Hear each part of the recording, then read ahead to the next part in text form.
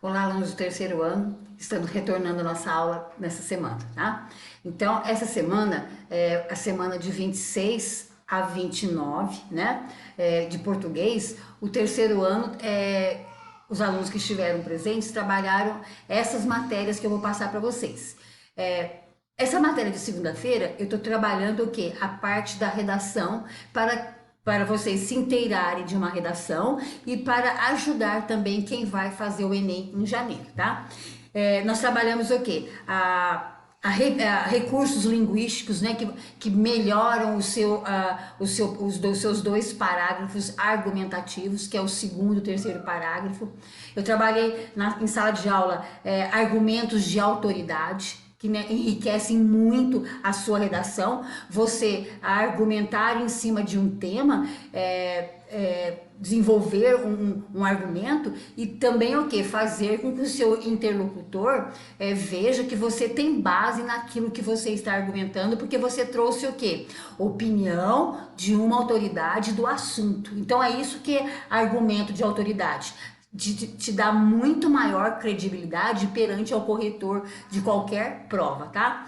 Um outro recurso linguístico muito aceito também são provas concretas, tá? Olha só, provas concretas você traz do seu dia a dia, mas só que tem que ser o quê? Embasado em verdade, tá? O raciocínio lógico que você vai desenvolver daquilo que você também conhece, o quê?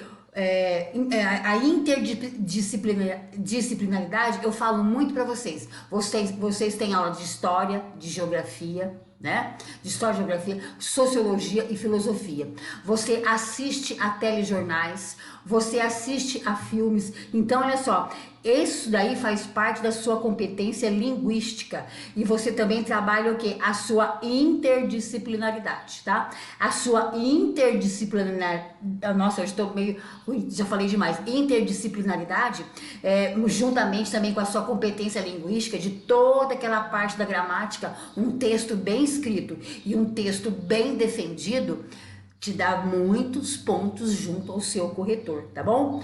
E um recurso linguístico que os alunos, a gente vê muito em redações de concurso e de Enem, é a alusão histórica, tá? A alusão histórica é você embasar aquele tema com o quê? Com algum filme, com um fato histórico, né?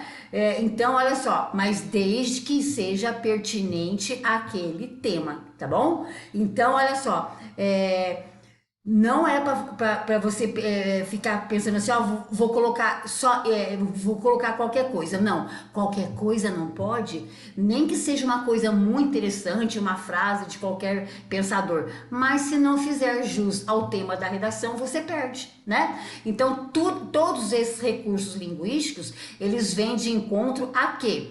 A melhorar o seu argumento, fazendo com que o seu interlocutor tenha maior credibilidade naquilo que você está argumentando. Agora, colocar recurso linguístico por colocar sem pensar se faz parte ou não do tema, não pode acontecer, tá? E uma outra coisa também que eu trabalhei com o terceiro ano foi a arquitetura textual, onde nós trabalhamos o paralelismo na construção das frases. Então, olha só, esse paralelismo é quando você lê uma frase, um período, e você encontra o quê? Palavras de classes gramaticais iguais, né, numa frase. Olha só, você trabalhar substantivo com substantivo, adjetivo com adjetivo, tá certo? Olha só, e não expor assim, ó,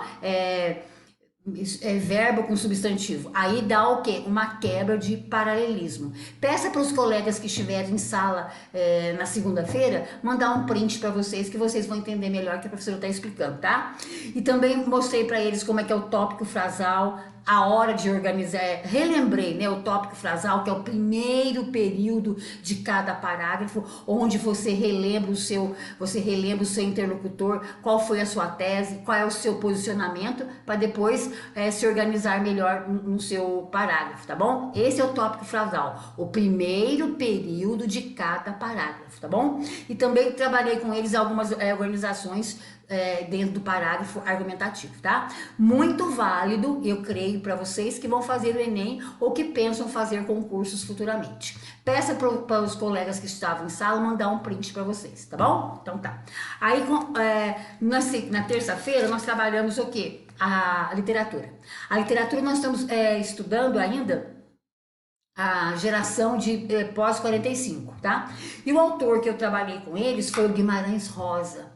Esse escritor mineiro, esse arquiteto das palavras, né, como ele é conhecido, nós trabalhamos as características dele, né, como autor, a importância dele, quais são as características dele como autor dentro da geração pós-45. Trabalhamos também o que? As obras que ele construiu, né, ao longo da sua carreira, e trabalhamos no Para Construir, gente, olha só, das páginas 25, tá, 26 e em diante, nós trabalhamos o quê? A interpretação de um trechinho do Grande Sertão Veredas, do Guimarães Rosa, tá? Esse Grande Sertão Veredas é um livro maravilhoso e, como sempre, Guimarães Rosa privilegia o quê? O sertão de Minas Gerais, tá? E ele é um autor importantíssimo, tá? Muito, muito, muito. Aliás, a nossa literatura, ela é grandiosa, de grandes autores, sim, tá? Então, eu queria que vocês dessem uma olhada na apostila das páginas 25, 26 em diante, onde você vai encontrar até o Para Construir, que nós trabalhamos um trecho do Grande Sertão Veredas do João Guimarães Rosa, tá? Isso foi na aula de literatura.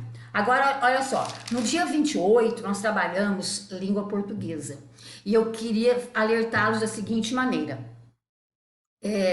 Terceiro ano tá aqui atrás, aqui ó. No terceiro ano nós estamos trabalhando, eu cheguei em aula e eu corrigi com eles as orações subordinadas adjetivas, corrigi as orações subordinadas adverbiais, que eu já tinha trabalhado o esquema de cada uma delas e depois trabalhei os exercícios no quadro, tá? Peço também para quem estava em sala de aula, se vocês quiserem, tá? Mandar um print para vocês verem os nossos exercícios que já estão corrigidos. É importante você saber do que vai acontecer para a nossa prova bimestral, tá? Aí depois comecei com eles os 3 primeiros casos da oração subordinada substantiva. A oração subordinada substantiva, ela se encaixa na oração principal, tá? Como sempre, tá? Ela é o quê? Ela é o sujeito da oração principal. Então, dentro dessa oração principal, não tem sujeito, tá? E essa oração subordinada, ela vai se ligar à oração principal com as conjunções integrantes, o que e o se. O que dá a ideia de certeza, né? E o se passa a ideia de uma possibilidade, tá certo? Aí tem a divisão das orações subordinadas substantivas. Eu trabalhei o quê? A oração subordinada substantiva subjetiva, onde é o papel do sujeito, tá? Sempre com verbos em terceira pessoa, ou verbos na voz passiva, ou verbos de ligação. Se vocês lerem lá na apostila de vocês, também não vão achar problema. Trabalhei a oração subordinada substantiva objetiva direta, quando a gente encontra o quê? Um objeto direto, né? E a oração subordinada a substantiva objetiva indireta. Agora é o seguinte, a oração subordinada subjetiva, a oração subordinada objetiva direta, a objetiva indireta, ela vai se ligar ao verbo da oração principal, tá? Ao verbo da oração principal. Por isso que ela faz papel de sujeito. Ou melhor, por isso que ela faz esses papéis sintáticos que a gente conhece. Hora de sujeito, hora de objeto direto, hora de objeto indireto, tá certo? Então, se vocês peçam para os colegas de vocês que estavam em sala mandar um print para vocês, tá? E na aula de quinta-feira nós trabalhamos o quê? Interpretação de texto, sempre trabalhando o quê? As partes que ajudam você a desenvolver melhor os seus parágrafos, tá? Hoje nós trabalhamos, lá no terceiro ano, eu trabalhei Essas páginas aqui, olha, para vocês verem o seguinte, foi trabalhado. No terceiro ano, eu trabalhei. Das páginas 19 até 22 de interpretação de texto, tá? Foi bem trabalhado, quase que encerramos essa primeira parte da apostila, tá? Dá uma olhadinha lá para vocês verem, tem bastante coisa. Eu trabalhei da página 19 à página 22 de produção de texto, tá?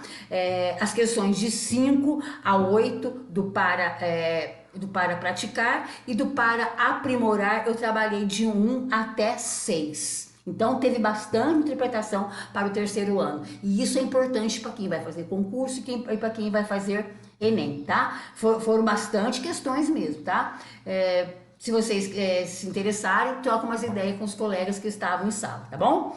Então, é isso que eu tinha para deixar para vocês. Aí, na próxima semana, tem mais dicas sobre as aulas que se transcorreram ao longo da semana, tá? Tchauzinho para vocês.